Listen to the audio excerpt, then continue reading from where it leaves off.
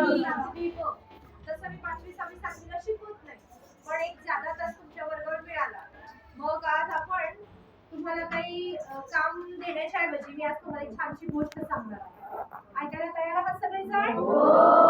तर माझ्या गोष्टीचं नाव आहे जे होते ते चांगल्यासाठी. ही गोष्ट आहे अकबर बिरबलाच्या काळात. अकबर बादशाह माहिती सगळ्यांना? अगदी आपल्या भारत देशाचा तो अगदी काय म्हणजे फार बादशाह, मोठा बादशाह होऊन गेला होता. आणि त्याच्या दरबारामध्ये अतिशय बुद्धिमान असा एक माणूस होता. एक त्यांचा म्हणजे काय म्हणूया प्रधानमंत्री होता आणि त्याचं नाव होतं बिरबल. अतिशय बुद्धिमान. तर या बिरबलाची गणना 9 रत्नांमध्ये केली जायची. अकबर बादशाहच्या दरबारामध्ये प्रजा काही अनेक समस्या घेऊन यायची. त्यांच्या सांसारिक असू दे, कौटुंबिक असू दे, किंवा त्यांच्या आजूबाजूच्या काही घटना असतील, तर त्यांना जर काही सोल्युशन असेल, कोणाची भांडणं असेल, तर ती सोडवण्यासाठी ते बादशाहकडे न्याय मागण्यासाठी जात असतात. मग कधी कधी बादशाहला सुद्धा प्रश्न पडायचा की कसं काय यांना न्याय द्यायचा, कोणाची बाजू घ्यायची. मग अशी जे काही बादशाह समोर प्रश्न उभे राहायचे, त्यावेळी बिरबल त्याच्या बुद्धीच्या चातुर्याने चटकन काय चुटकी सरशी काय करायचा, त्याचे सगळ्या प्रजांना व्यवस्थित न्याय द्यायचा. मग असंच एक दिवस, आता हे अकबर बादशाह होते, परंतु बादशाह म्हणजे फार मोठे श्रीमंत व्यक्ती, सगळ्या राजा, सगळ्या देशाचे ते महाराज, आणि अगदी निवांत तुमच्यासारखं असं 9-9 9:30 वाजेपर्यंत झोपत होते का रे? नाही. तर त्यावेळेचे राजे रजवाडे सुद्धा अतिशय बुद्धिमान, कष्टाळू आणि अगदी ते काय असायचे, प्रत्येक गोष्टीत अलर्ट असायचे, तयारीने असायचे. प्रत्येक तर युद्धाचा सराव देखील त्यांचा रोज असायचा. पहाटे उठून बादशाह नेहमीप्रमाणे त्याचा सराव करण्यासाठी, तलवारबाजीचा सराव करण्यासाठी तो सुरू झाला. सराव सुरू झाला. मग सराव म्हणजे काय असा नसायचा, तर त्याच्या राज्यामध्ये जे शूरवीर आणि अतिशय शूरवीर जे तलवारबाज होते, त्यांच्याबरोबर तो खरोखर युद्ध खेळण्यासारखा त्याचा सराव असायचा. मग असंच रोजच्या प्रमाणे तलवारबाजीचा सराव करता करता एका शूरवीर सेनापतीचा तलवारीचा घाव अकबर बादशहाच्या करंगळीवर पडतो आणि अकबर बादशहाची करंगळी काय होते, तुटून पडते, कापली जाते. बादशहाला फार वेदना व्हायला लागतं. तलवारबाजी तरी पण तो तिथे तसेच चालू ठेवतो. पण ज्यावेळी तलवारबाजीचा सराव पूर्ण होतो, त्यावेळी मात्र बादशहाला त्यावेळी त्याला लक्षात येतं की आता आपल्याला या बोटाला जे कापलेलं आहे, करंगळीला जे कापलेलं आहे, तलवार गेलेली आहे, त्यामुळे तलवार जी लागलेली आहे त्याच्यामुळे त्याला फार वेदना होत होत्या. वेदनेने तो विवळत होता. पण आपल्या आता कसं पेन किलरचं इंजेक्शन देतात डॉक्टर. जर समजा एखादा ऍक्सिडेंट झालेला पेशंट असेल, त्याला फार वेदना होत असेल किंवा काही असेल, तर पहिलं डॉक्टर काय करतो, पेन किलरचं इंजेक्शन देतो किंवा गोळी देतो. पण त्या काळामध्ये असं इंजेक्शन वगैरे किंवा गोळी असं काही नसायचं. मग वेदना फार होत होत्या. राजवैद्य असायचे, राजवैद्यांना बोलवलं गेलं आणि मग राजवैद्यांनी काय केलं, झाडपाल्याचं औषध लावलं आणि काय केलं, त्याची त्या झालेल्या जखमेवर मलमपट्टी करण्यात आली.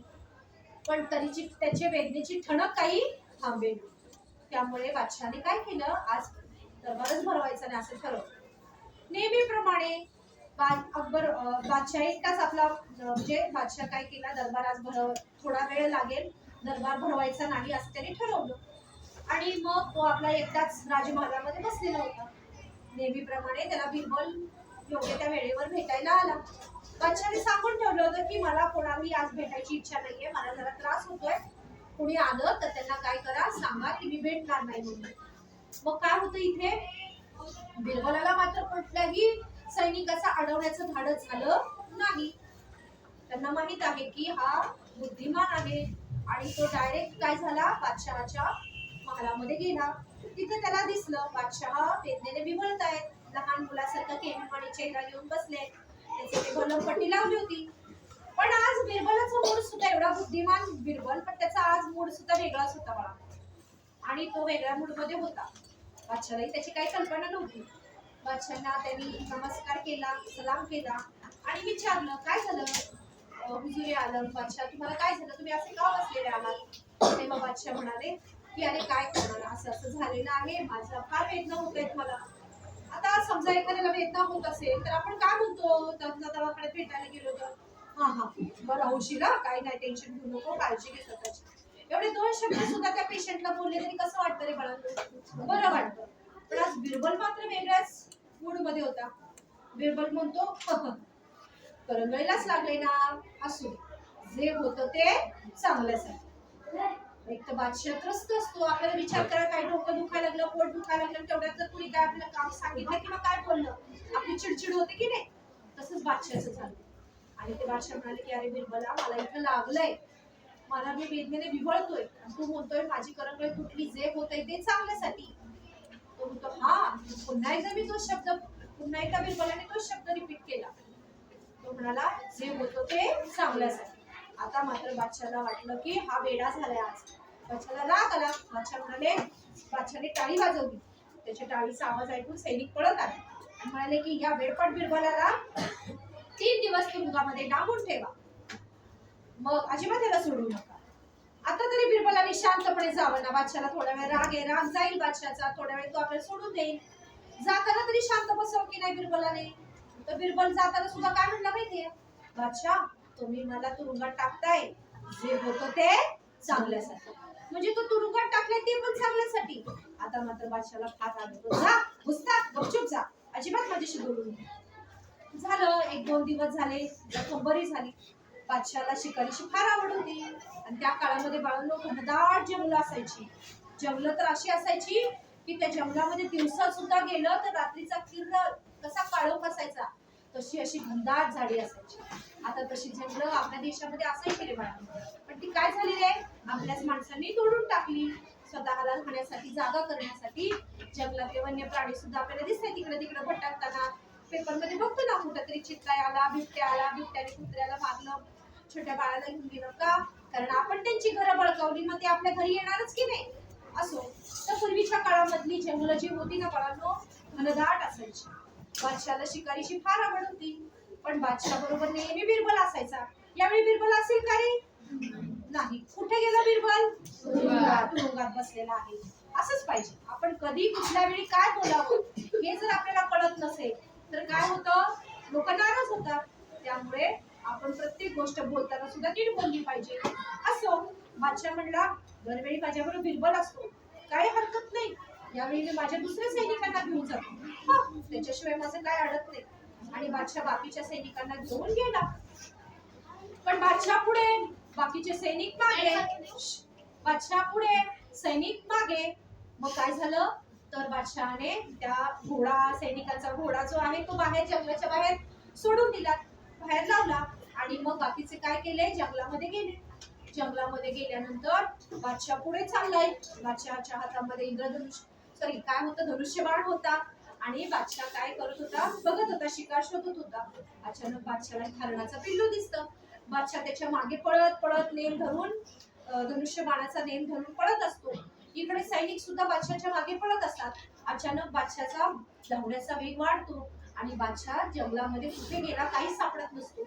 इकडे बादशाहला हरणाच्या पिल्लाची शिकार करतो तो, परंतु काय होतं, त्याला परत तो जाण्यासाठी मागे फिरतो तर त्याला सैनिकही दिसत नसतात आणि जाण्याचा रस्ताही दिसत नसतो. आता काय करायचं, इथं बिचारे सैनिक बादशाहचा शोध घेत घेत घेत राज्यात जातात, पण बादशाहला मात्र रस्ता सापडत नसतो. बादशाह ओरडतोय सैनिकांना, त्यांना हाका मारतोय, पण सैनिक मात्र निघून गेले होते. आता हळूहळू अंधार पडायला लागला. आता तर विचार करा, दिवसा अंधार असलेल्या जंगलामध्ये रात्री तर किती अंधार पडत असेल. आणि मग हळूहळू अंधार पडायला लागला. बादशाहला काही दिसेना असं झालं. बिचारा भुकेने तहानेने व्याकुळ झाला होता. अचानक बादशाह एका झाडाखाली बसल्यानंतर त्याला अचानक चाहूल लागली. त्याला अचानक अंधारामध्ये पांढरे असे दात असे पांढरे शुभ्र दात दिसायला लागले आणि असे डोळ्यांचे जोड्या दिसायला लागल्या. त्यानंतर एका माणसाच्या हातामध्ये त्याला मशाल दिसली. त्या मशालीमध्ये त्याचा चेहरा दिसला. त्याच्या चेहऱ्यावर अशा काही पांढऱ्या रेघोट्या ओढल्या होत्या. त्याच्या डोक्यावर असे तुरे लावले होते पक्ष्यांचे. अंगावर असे पानांचे फुलांचे दागिने होते. कोण असतील रे बाळांनो ते? ते होते आदिवासी. त्यांना काय बाहेरच्या जगाविषयी माहित नसतं. त्यांना फक्त जंगलाच्या आतमध्ये जर एखादी व्यक्ती आली की त्या व्यक्तीला मारून टाकायचं एवढंच त्यांना माहित होतं. त्यांची देवी असायची. आता ते लोक जरा आदिवासी लोक अंधश्रद्धाळू होते. त्यांच्याकडे म्हणे एखाद्या जंगलामध्ये अनोळखी व्यक्ती आला की त्यांच्या त्या जंगलातली देवी असते, त्या देवीला बळी दिला की देवी खुश होते, देवी भरपूर पाऊस पडते, जंगलामध्ये छान सुंदर अशी हरियाली वाढते, अशी त्यांची धारणा होती, विश्वास होता. बादशाला पकडतात, माहिती शिकार सापडली, त्यांना काय माहिती हा बादशाह आहे का काय, त्याला अंधारात उचलून घेऊन जातात. त्यांचे छोटस त्या जंगलामध्ये राज्य असतं, छोटी छोटी घरं असतात त्यांची, छोट्या छोट्या झोपड्या असतात, देवीचं छानसं मंदिर असतं आणि तिथं बळी देण्यासाठी एक जागा असते आणि बादशाला तिथं ठेवतात. बादशाचा गळा तिथं ठेवतात. एक जाडजूड व्यक्ती आदिवासी मोठ्याच्या मोठ्या भाला घेऊन आता बादशाच्या डोक्यावर मारणार.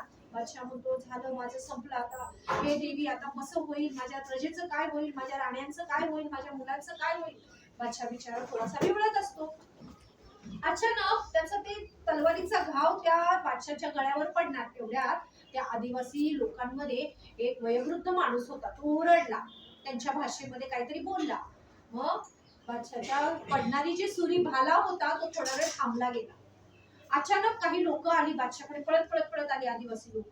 बादशाला त्याने उलट झोपवलं.